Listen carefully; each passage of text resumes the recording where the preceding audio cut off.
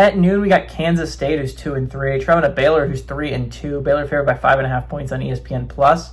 This game should be on a national televised game, but whatever. Avery Johnson for the Wildcats gone 95 of 152, thrown for 1,019 yards, 8 touchdowns, 1 interception. Dylan Edwards on the ground has had 24 carries for 179 yards and a touchdown, and Jace Brown has had 25 catches for 284 yards and 2 touchdowns. Sawyer Robinson for the Bears gone 133 of 209, thrown for 1,713 yards, 17 touchdowns, 3 interceptions. Bryson Washington has had 93 carries for 492 yards and 5 touchdowns, and Josh Cameron's had 27 catches for 407 yards and 3 touchdowns. Kansas State is 11-10 all-time against Baylor. Last 2 games have gone to Kansas State in 2022 and 2023. Baylor has won 9 of the last 14 times these two teams have played, though. Last time they won at home was in 2020. This is really interesting. Dave Aranda's 2-2 against the Wildcats in his career. Chris Kleiman's 2-3 against the Bears in his career. It's been a pretty even series, all things considered, between these two head coaches.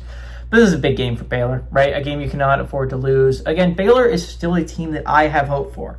This offense is one of the most explosive offenses in all of college football. If you've watched the Baylor Bears, they can put up points.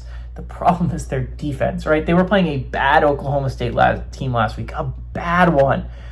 And they still let up a ton of points for the Cowboys. Now, the Baylor Bears were able to outscore them because they are Baylor, and they have been able to outscore almost everyone on their schedule outside of their 2 losses, which one of them was a heartbreaker against Arizona State, which honestly was a weird game because they only put up 24 points, and they still only barely lost, and it took Arizona State a game-winning field goal, which, considering how lackluster Baylor's defense has been, if you told me that they only put up 24 against Arizona State, I would have said they lost by more than 3.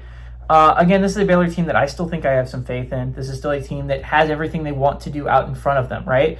They have 2 pretty difficult games left on their schedule. They have a trip to TCU in a couple weeks, which is what you got to get ready for if you're Baylor. I think you got to bye after this to help get ready for that game.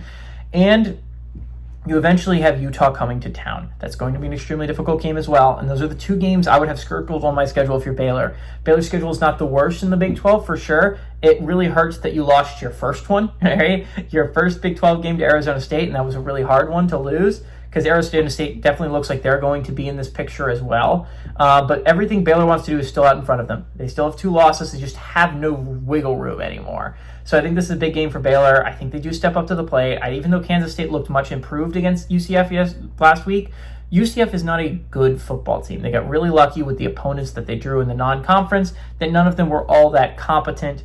Kansas State kind of exposed them. That's not a real playoff contender. That's not like a real team that's going to be competing atop the Big 12.